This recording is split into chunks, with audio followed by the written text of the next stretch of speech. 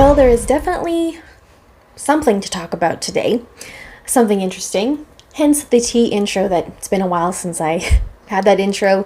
Usually it's because, I'm about to go off on something or something really juicy drops. Today it's because I'm about to go off on something. Okay? So prepare. Buckle up. No surprise, it's about James Gunn. And I'm just going to start off by saying I never liked him to begin with. I'm not a fan of his work, him. But when he was announced as one of the co-chairs of DC, this new leadership, I was really trying to be optimistic and give him the benefit of the doubt with DC.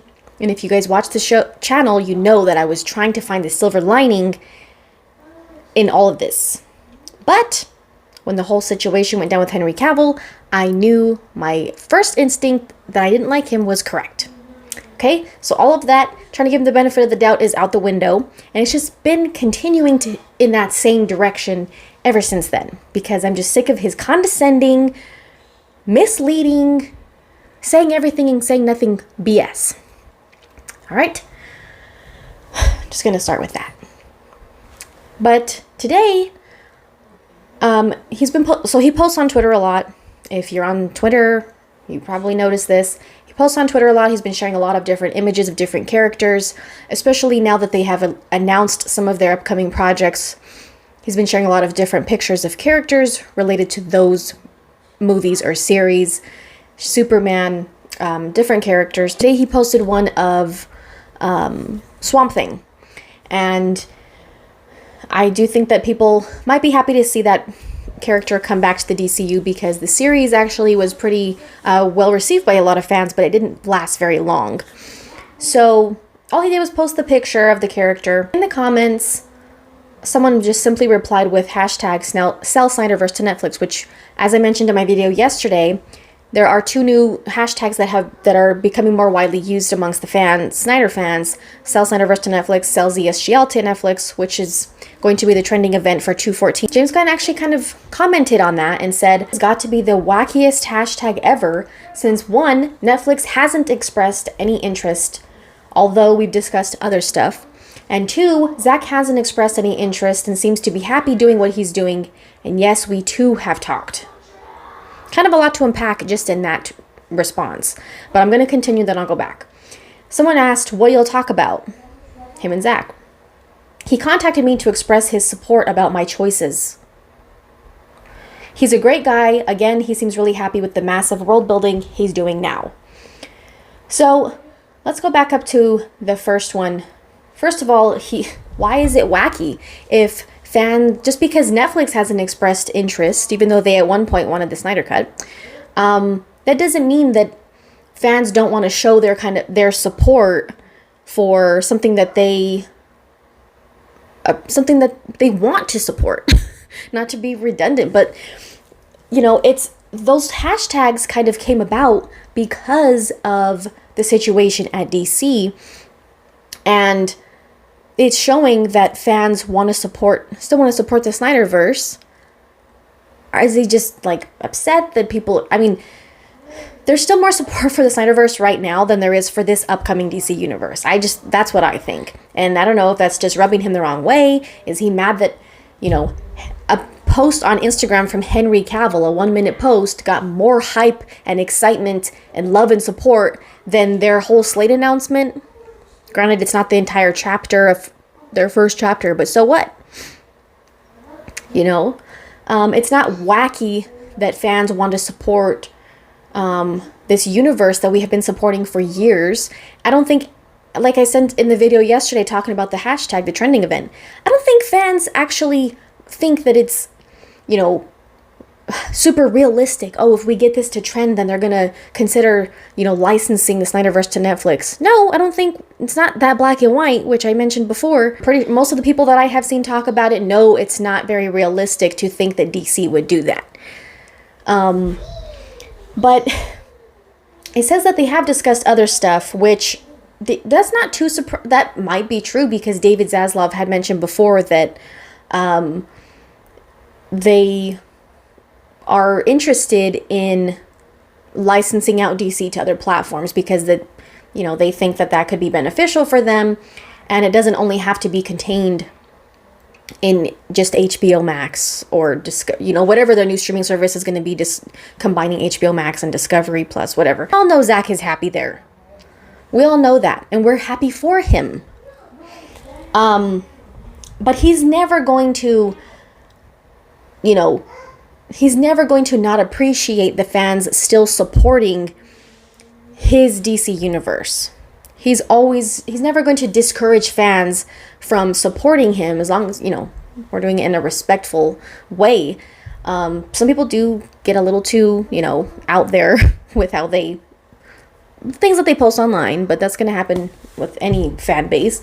But I understand some people do go too far. If Zack expressed interest in it, what's he going to do? I mean, it's not like, what is he going to do? Go to David Zaslav and be like, I want my universe over at Netflix? That doesn't mean David Zaslav is going to be open to that. I highly doubt it, because like I said before, it's self-competing. We all know he's happy doing what he's doing, and we know that he is enjoying the freedom that he has to like he said, build out these worlds that he has finally had the chance to do after he's wanted to for so long, with Rebel Moon and Army of the Dead. He's had that one for a long time too. He's a great guy. We all know that 100%. Again, he seems really happy. Okay. To support his support about my choices. Okay, first of all, Zack is always going to be a class act. Okay, he's not going to call him and start talking crap to him. Secondly, he's going to support fellow creators. He supported Patty Jenkins with Wonder Woman 84, even though it was a huge left turn from the first Wonder Woman movie, but he still helped her and supported her. Storm Corey still did what they could. They kind of came in towards the end of the movie. He's not going to be non-supportive or unsupportive. It just seemed like this comment right here about my choices. Okay, first of all, he's not the only one making decisions. Okay, he still has to answer to David Zaslav, and Peter Safran is also a partner in this. Secondly, it kind of just seems like a jab at the fans, most of which are disappointed and unhappy with how things have been going ever since he got put into this position. He's the one who has the most fan interaction compared to David Zaslav, Peter Safran. So that's why most of us are going after him, even though there's still David Zaslav above him and Peter Safran next to him. So that's why. And like I said, he's so condescending. Like, you really think that Zack is supportive of the slap in the face that this slap to the face that Henry Cavill got from them? No, of course not. Zack was supportive of Henry, which is why he sent him a personal message that we all saw at his first interview, talking about coming back as Superman. Telling him he's the greatest Superman ever. He can't wait to work with him again in the future, which, you know what? Henry Cavill has done stuff at Netflix, very successful things, even though he no longer is doing The Witcher. And now Zack has this amazing relationship with them. I hope and pray that Henry Cavill and Zack Snyder get to do something together at Netflix one day. That would just be amazing, ultimate satisfaction after all this crap. It just seems like a jab at the fans to say he's supporting my choices. Like, unlike you guys, for you guys that are mad, all you Snyder fans that are mad out there about what I've decided to do, Zack supports my choices. I'm sure Zack was probably like, encouraging and probably saying stuff like he probably hopes that he has a better experience than he did. And I'm sure, he knows that taking this on is a huge challenge. It's probably going to be an uphill battle, especially the way they decided to start out. Zack's not going to be a jerk about it or say, he's not supportive. No, he said at the beginning, a long time ago, that, he hopes they do some cool things. And of course he's supportive about it. Why wouldn't he be? He had his time at DC. Yes, he's very happy at Netflix now. We're happy for him. Can't wait to see Rebel Moon. Gonna 100% support his world and his IPs that he has at Netflix.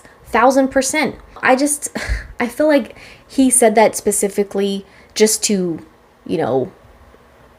just to piss off the fans. Don't be mad at the fans. You guys are the ones handling everything terribly. There's also rumors coming out that James Gunn has given the direction to strip Michael Keaton's Batman and Sasha Calle's Supergirl out of, like, you know, appearances at the end of the Flash movie. I don't know if they mean out of the third act or out of some kind of credit scene, but whatever it is, it seems like they don't want to give the impression that those characters are moving forward. Michael Keaton's Batman, that's not a surprise. We know they're not going to move forward with him. He shouldn't even had to be in the movie in the first place. Just my opinion. But it seems like that was the old regime's hand, 100%. But as far as Sasha Calle's Supergirl, they're not even going to give her a chance, you know, to see how people react to her before deciding to start cutting stuff from her character out of the movie, towards the end of the movie. They don't even want to give it, like, they don't want to give the impression that they're going to move forward with her, because we know they announced a Supergirl project for down the line, Woman of Tomorrow. They're not, I mean, what if people really like her as Supergirl? And James Gunn said himself, the Flash reset some things, not all. Even though he said a minute before, completely resets the DCU. Well, how are you not going to give people a chance to... I mean, that doesn't mean that they won't continue with her, but it seems like if they're stripping part of... if they're trying to tie that up at the end of The Flash, it seems like they don't want to give fans the impression that they're going to continue with her. And I feel bad for her because she seemed so excited when we saw that video of Andy Muschietti telling her on a video call that she got the part. And I am looking forward to seeing her as Supergirl. And James Gunn said, I think he was asked about it, and he said, we don't know. We're figuring it all out right now. We're far away from Supergirl. Like, they're a long ways away from that project. Figuring it all. Yeah, we already know how he talks now when he doesn't want to give things away or give, like, a definitive answer. I think we're all starting to notice these patterns that he has. It's just annoying. He's annoying. But nevertheless, I am going to definitely be, tweeting #SellZSJL to Netflix, sell Snyderverse to Netflix on 2/14, and I hope you guys do too if you're on Twitter. Thank you guys for listening to my rant. Don't forget to check out the channel for anything you might have missed recently. And thank you for the support on the channel. We'll see you guys next time.